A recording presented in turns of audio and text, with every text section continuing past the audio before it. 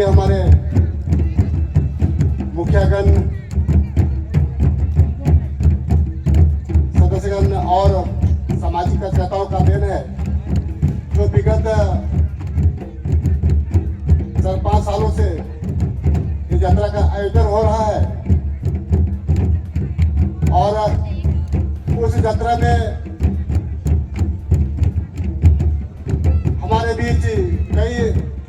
गण्यमान्य सामाजिक धार्मिक अगुवागण का भी आगमन हुआ है। ऐसे हमारे बीच केंद्रीय सभा समिति के माननीय अध्यक्ष फूलचंद तिर्की जी, महासचिव संजय तिर्की जी और इस क्षेत्र के मुखिया संघ के माननीय अध्यक्ष झारखंड प्रदेश के सोमावरा जी, साथ ही बोरिया पिठोरिया थाना के थाना प्रभारी महोदय भी उपस्थित हैं और यहाँ के महान पुजार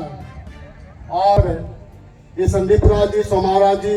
विनोद राव जी, केशव राव जी आज हमारे बीच आज मुख्य अतिथि के रूप में इस यात्रा का हमारे माननीय क्षेत्रीय सरना समिति के अध्यक्ष केशव राव जी और कई क्षेत्रों से इस यात्रा में आए हुए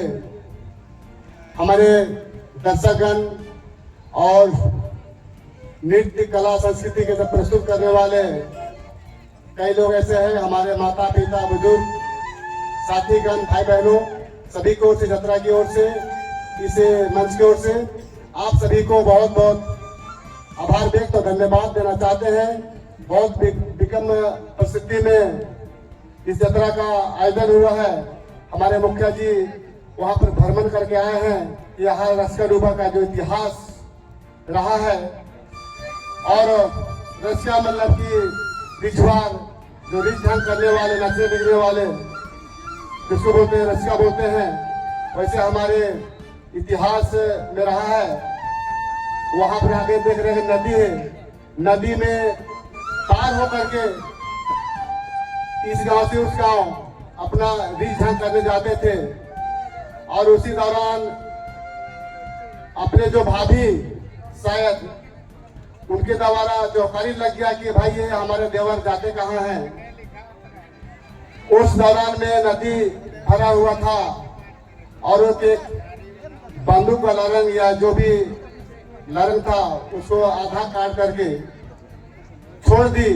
और रात में जब वो रस्का दूसरे गांव में जाया करता था उसी दौरान में वो नदी में गिर जाते हैं और गिरने के बाद उनका ये से नदी में जो सांप जो हुआ करता है, बहुत विशाल सांप, उनके द्वारा उसे सांप ने निकलता है और बहुत बड़ा इस घटना का शुरुआत हुआ है। उसी का नाम है रस्का डूबा। और आज ही के दिन हमारे माननीय संदीप राव जी द्वारा, उनके टीम के द्वारा यात्रा का आयोजन का शुरुआत किया है। और विशेषकर आज अन्य धर्मों का भी आज बड़ा दिन पर्व है और आज हम लोग का ये रस्का डूबा यात्रा भी है, रिझ ढंग कर रहे हैं, वहाँ वो भी कर रहे हैं। लेकिन पिछले बार कुछ समुदायों के द्वारा 24 दिसंबर 2023 को डिस्ट्रिक्ट महारैली के चलते कुछ विशेष समुदाय के लोगों ने अपना उत्साह, अपना पर्व त्योहार ठीक ढंग से पूरे देश स्तर में नहीं मना सका था। लेकिन इस बार बहुत ही उत्साह पूर्वक लोग मना रहे हैं, खुशी मना रहे, अच्छी बात है।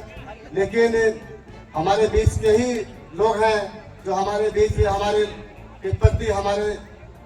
जो लोगों के प्रति गलत सोच रखते हैं, ऐसे लोग भी आज हम सभी को बधाई के पात्र हैं, उनको बधाई है, मनाए। लेकिन किसी का आस्था विश्वास के प्रति टीका टिप्पणी से ही बचना चाहिए।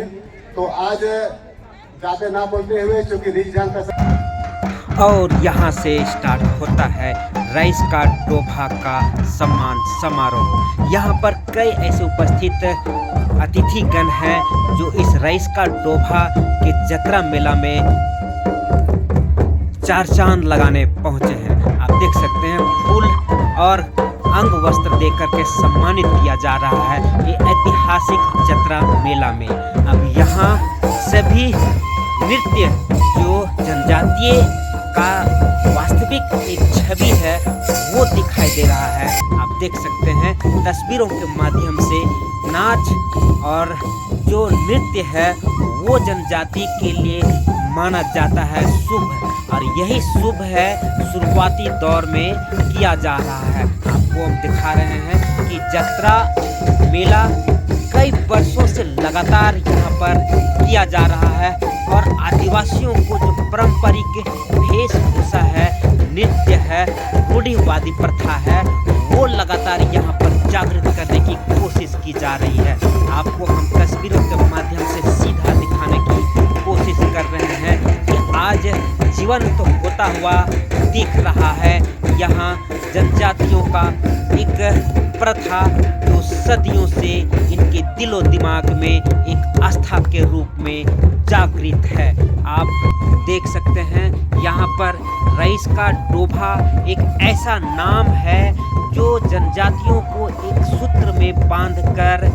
जागृत करने की कोशिश की है कि हमारी गीत गोविंद जो हमारी परंपरा है, हमारे रीति रिवाज है, वो कैसे एक सूत्र में बंधा रहे, उसको लेकर के लगातार उन्होंने कोशिश किया, और यही के चलते आज वो प्रसिद्ध हैं और सभी के दिलों में एक कोने में दबा हुआ है। आगे और हम आपको दिखाने की कोशिश कर रहे हैं कि ये संदीप उरांव जी हैं और ये लगातार जनजातियों को जागृत करने में अहम भूमिका निभाते हैं। आज भी उनकी अहम भूमिका निभाई है इस जतरा मेला का आयोजन के लिए। वो लगातार जनजातियों को एकजुट कर रहे हैं, उनका हक, अधिकार और रीति परंपरा सभी को एकजुट करने में जुटे हुए हैं। आज ये तस्वीरें गवाह है इनकी मेहनत समाज के लिए समर्पित है। आप देख सकते हैं गीत गोविंद और मेले में उपस्थित जो लोग हैं मेला को और भव्य रूप से संवारने सजने में जो अहम भूमिका निभाए हैं वो आप दिखाने की खोज रहे हैं कि ये खाने पीने से लेकर के गीत, नगाड़े, ढोल, मांदर और अन्य जो पारंपरिक वेशभूषा है उसकी उपस्थिति यहाँ पर लगातार बनी हुई है। हम आपको दिखाने की कोशिश कर रहे हैं कि ये उड़ीसा से जो आए हैं नृत्य मंडली, जो ये एक खास तरह का डांस होता है जहाँ जतरा मेला लगता है, वहाँ पर इनकी अहम भूमिका होती है और लोगों को रिझाने में और अपनी परंपरा, अपनी संस्कृति को याद दिलाने में इनकी अहम भूमिका होती है। आप देख सकते हैं कितना खूबसूरत ये नृत्य है जो आदिवासियों को, जनजातियों को अपनी आस्था और अपने धर्म से जोड़े हुए रहते हैं। आपको हम साफ तौर पर दिखाने की कोशिश कर रहे हैं कि एक तरफ जो मेले में एक खास तरह का मिठाई होता है वो एक तरफ लोग उपस्थित होकर के इसका आनंद ले रहे हैं, और दूसरी तरफ अपनी जो प्रथा है, अपनी जो परंपरा है, अपनी जो संस्कृति है उसको बरकरार रखने में संघर्ष कर रहे हैं। और उस संघर्ष का यह परिणाम है कि आज जनजातियों का ये नृत्य आज भी